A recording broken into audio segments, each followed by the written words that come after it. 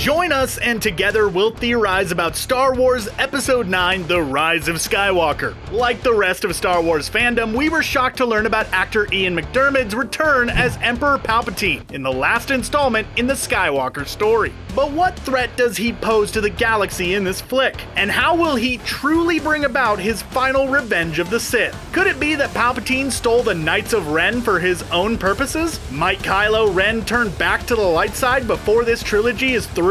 Come on a journey with us and find out.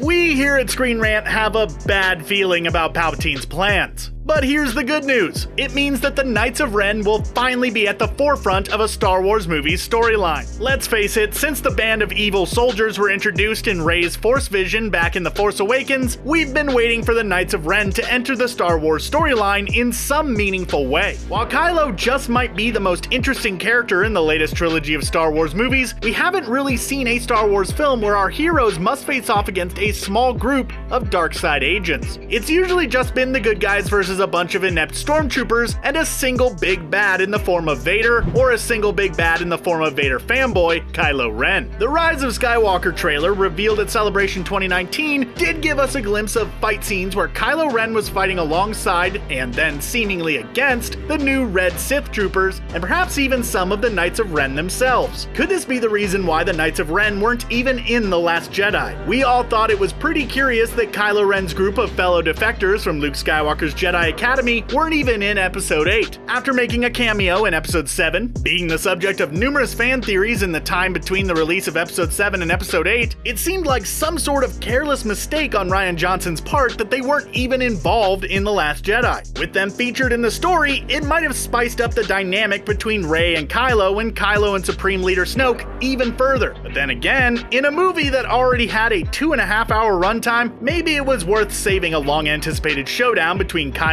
and his dark side coworkers for the grand finale. Besides, since the Knights of Ren appear to have been JJ Abrams' creation, it only makes sense for JJ to be the one who brings them to the forefront in his story. So how does this group of rejects fit into Episode 9? We believe, as we hinted at before, that Palpatine's master plan involves stealing the Knights of Ren from Kylo. Not only does having this team at his side give Palpatine an extra boost in power, it also further isolates Kylo Ren, possibly making him more erratic and unstable than ever before. This isolation could play into Palpatine's hands and make Kylo Ren into a better darkseid apprentice than he would have been otherwise. This seems to be a major component of the arc of this sequel trilogy, Kylo Ren's redemption. And what better way to see Ben Solo return to the forces of good than have him fight with his old school chums? We can even imagine a big reveal, in which the Knights of Ren show up, flanked by Sith troopers, facing an outnumbered Kylo Ren. In Rey's vision in The Force Awakens, the Knights of Ren wielded almost medieval looking weapons. But let's say under Palpatine's tutelage that they now all have lightsabers too. But where did these characters come from? And where have they been this whole time? The answer is pretty simple: the unknown regions. This mysterious and unnavigated portion of the galaxy seems to hold most of the answers to our lingering questions revolving around Star Wars.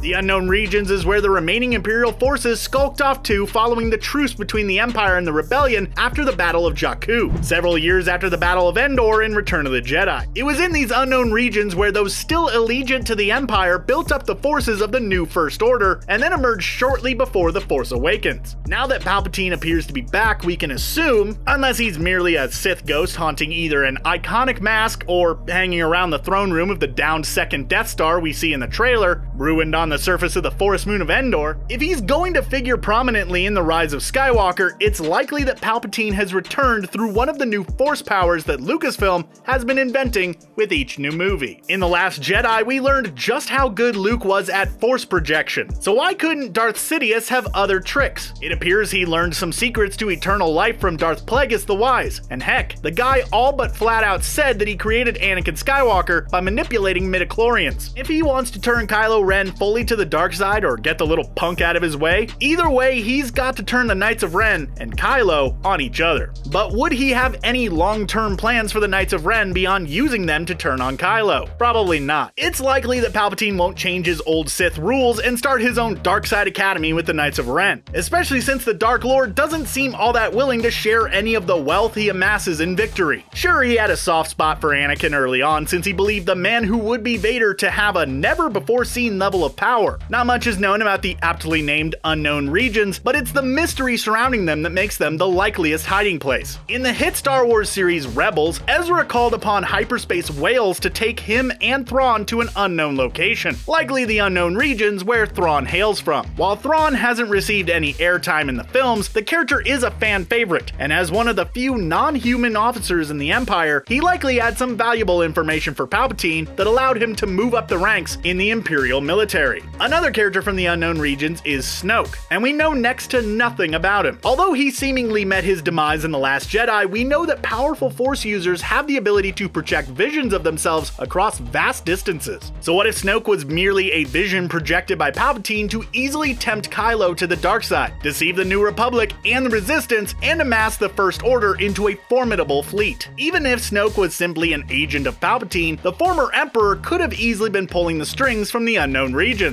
And with Snoke, he's a man who seemingly came out of nowhere and likely made some grandstanding gestures to the New Republic in order to gain their trust before turning on them. This sounds a lot like Palpatine to us, so it goes without saying that Snoke may have learned how to politically manipulate the forces of good from the best of them, the Phantom Menace himself, Darth Sidious. Another curious fact about the unknown regions is the whole reason Thrawn left to join up with the Empire was because his government, the Chiss Ascendancy, was concerned about a growing threat with the regions. They wanted Thrawn to infiltrate the ruling government of the greater galaxy at large. Thrawn linked up with Palpatine and the two men gained mutual benefits from their partnership. Palpatine had Imperial forces begin to chart the unknown, and Thrawn gave the Emperor valuable information in return. The Emperor sensed immense dark power stirring deep in the unknown regions. While the expanded universe revealed this to be an enemy alien force named the Yuuzhan Vong, who brought more destruction to the galaxy than the Empire ever did, it's also likely that this power could serve as a concentrated origin point for the dark side itself. If so, maybe this is where Palpatine's essence went after he was thrown down that Death Star shaft in Return of the Jedi. Long story short, the unknown regions are probably the key to Palpatine's resurrection. And hey, if Palpatine can come back, maybe Luke can too. At the end of the day though, this is all wishful thinking. The only thing we know for sure, based on split-second images from the trailer, is that Kylo faces off against a Knight of Ren. The Knights of Ren don't seem to be alone in their fight against any opposition, as the Sith troopers appear to be loyal to Palpatine himself. It's interesting to note that their helmet design matches that of the clone troopers of Kamino, and you might be surprised to learn that the water planet Kamino from Star Wars Episode 2 Attack of the Clones is in the unknown regions. In the Star Wars cover story in Vanity Fair from early 2019, a photograph showed JJ Abrams directing the Knights of Ren on a desert planet. Celebrity photographer Annie Leibovitz has created shots in exotic locales that have nothing to do with the storylines for previous Vanity Fair Star Wars cover stories, yet it makes total sense for a Knights of Ren to have been hiding out on a desert location all this time. Plus, with JJ in the shot, it's probable that this was a scene from the film and not some random photo op. Yeah, we expect this band of not-so-merry men, and possibly women as well, to be back with a vengeance in the next film. We may not know exactly what they look like under those masks, but it's been suggested that there might be some star power lurking in the shadows, particularly in the form of actor Matt Smith.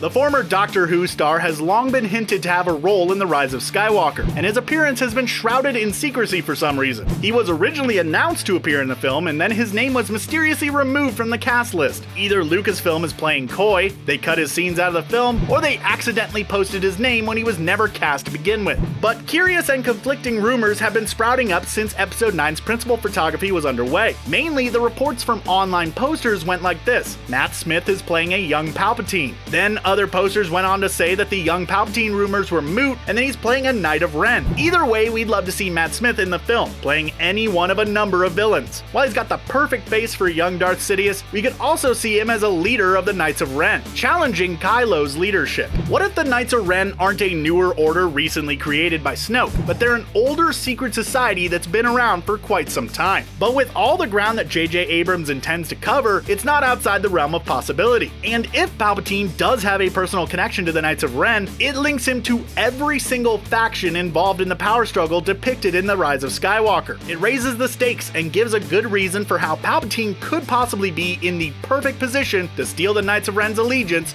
from Kylo. Do you think fear leads to anger? Anger leads to hate? Hate leads to suffering for Kylo Ren at the hands of the pruny old Emperor? Or does JJ Abrams and team have more tricks up their Jedi robe sleeves? If you're not convinced either way, keep watching. Leave some thoughts in the comment section below and tell your friends to join the conversation, for we're afraid the ScreenRant will be quite operational when your friends arrive.